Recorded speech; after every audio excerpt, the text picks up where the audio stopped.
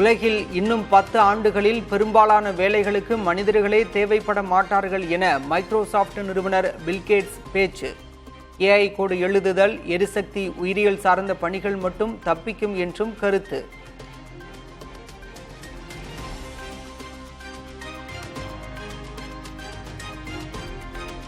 நடப்பாண்டு கோடை காலத்தில் தமிழ்நாட்டின் மின் தேவை 22,000 மெகாவாட்டாக இருக்கும். தடையற்ற மின் விநியோகம் வழங்குவது தொடர்பான ஆலோசனைக் கூட்டத்தில் அமைச்சர் செந்தில் பாலாஜி பேச்சு.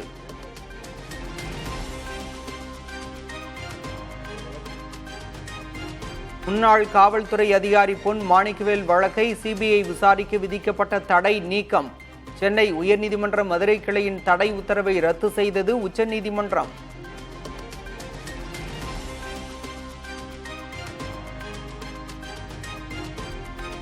கிராம நத்தம் நிலங்களில் நீண்ட காலமாக குடியிருந்தால் அதனை அரசு நிலமாகவோ ஆக்கிரமிப்பு நிலமாகவோ கருத முடியாது என சென்னை உயர்நீதிமன்றம் திட்டவட்டம். 4 வாரங்களில் சுற்றறிக்கை வெளியிட நில நிர்வாக ஆணையருக்கு உத்தரவு.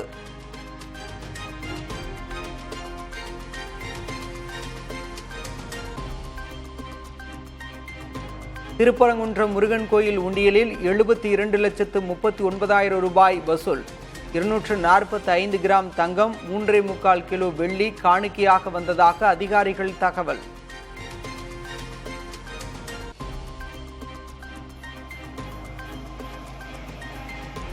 ஹைதராபாத் கச்சிகுடா நாகர்கோயில் வாராந்திர சிறப்பு ரயில் சேவை மேலும் 1 மாதத்திற்கு நீட்டிப்பு.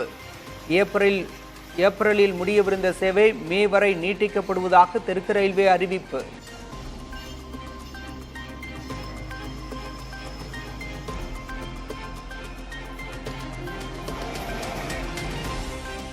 நெல்லை மனோன்மணியம் சுந்தரனார் பல்கலைக்கழகத்தில் தொல்லியல், கல்வெட்டியல் சான்றிதழ் படிப்புகள் தொடக்கம். 12ஆம் வகுப்பு தேர்ச்சி பெற்றவர்களும் விண்ணப்பிக்கலாம் என அறிவிப்பு.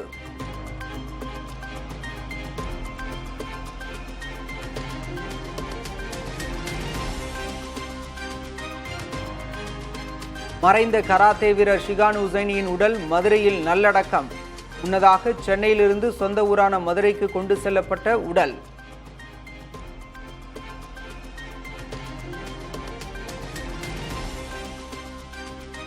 அகஸ்தியம்பள்ளி, திருத்துறைப்பூண்டி, திருவாரூர் மின்மயமாக்கப்பட்ட பாதையில் ரயில் சோதனை ஓட்டம்.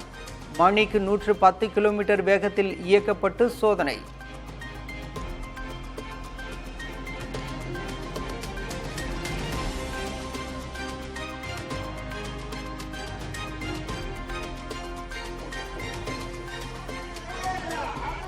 கரூர் அருகே கோயில் திருவிழாவை முன்னிட்டு மாடு மாலை தாண்டும் விழா கோலாகலம்.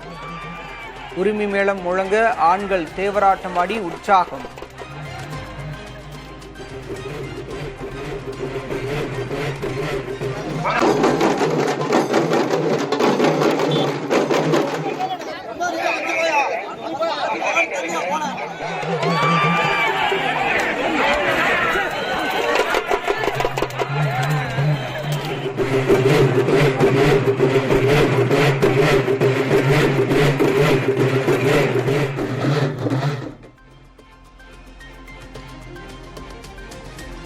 சிவகங்கை மருத்துவக் கல்லூரி மாணவி தாக்கப்பட்ட விவகாரம்.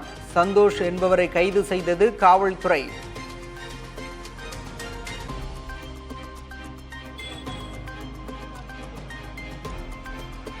குன்னூர் மார்க்கெட் பகுதியில் பயங்கர தீ விபத்து. 20க்கும் மேற்பட்ட கடைகள் எரிந்து சேதம்.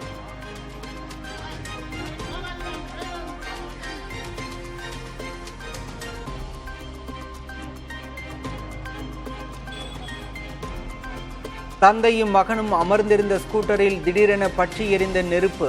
நொடி நேரத்தில் செயல்பட்டு மகனின் உயிரை காத்த தந்தை.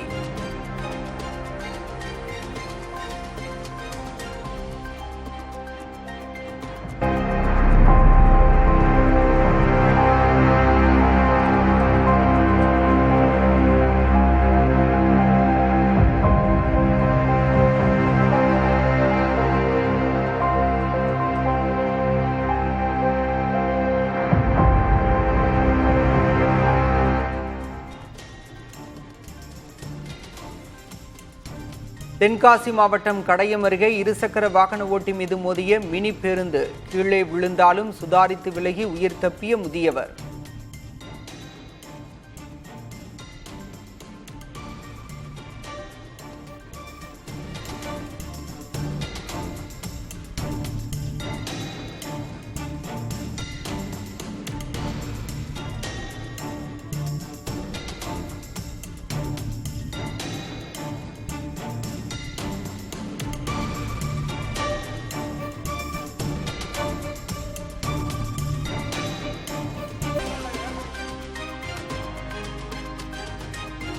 நாடெங்கும் நேற்று சில மணி நேரம் UPI பணப்பரிமாற்ற சேவைகள் பாதிப்பு.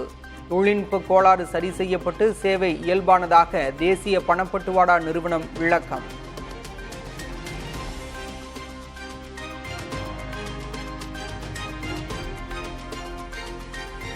இந்தியாவில் மத சுதந்திரம் பாதிக்கப்படுவதாக அமெரிக்க அமைப்பின் அறிக்கையை நிராகரித்தது மத்திய அரசு. அறிக்கையில் அரசியல் உள்நோக்கம் இருப்பதாகவும் வெளியுறவுத்துறை விளக்கம்.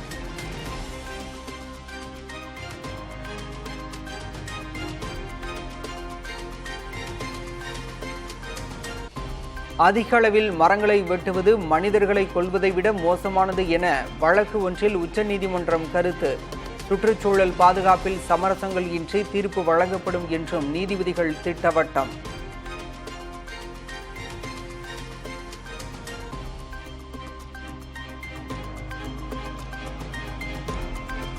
நாடெங்கும் ஓராண்டில் டிக்கெட் இன்றி ரயில் பயணம் செய்த 2,16,00,000 பேர். 562 கோடி ரூபாய் அபராதம் வசூலிக்கப்பட்டதாக ரயில்வே அமைச்சர் அஸ்வினி வைஷ்ணவ் தகவல்.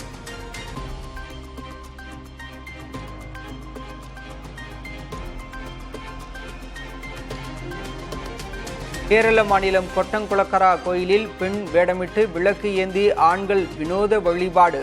நினைத்த காரியம் நடக்கும் என்ற நம்பிக்கையில் சிகை அலங்காரம் செய்து பூச்சூடி பெண்களுக்கே டஃப் கொடுத்த ஆண்கள்.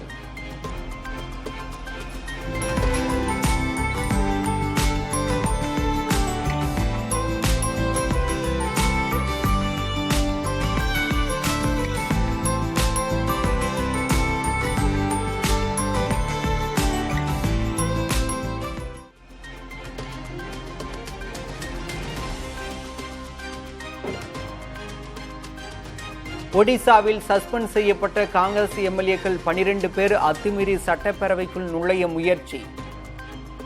தடுத்து நிறுத்திய காவல்துறையுடன் தள்ளுமுள்ளுவில் ஈடுபட்டதால் பரபரப்பு.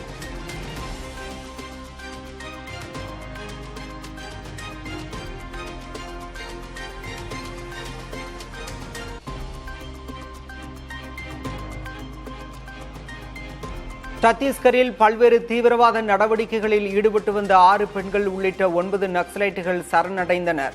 அரசின் அனைத்து சலுகைகளும் வழங்கப்படும் என காவல்துறை உறுதி.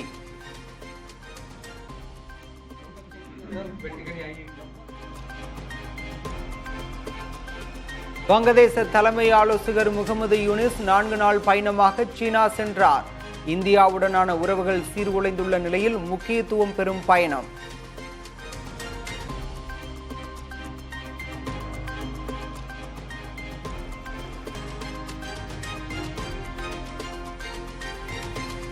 பிருத்திவிராஜ் இயக்கத்தில் மோகன்லால் நடித்துள்ள எம்புரான் படக்குழுவிற்கு மம்முட்டி வாழ்த்து.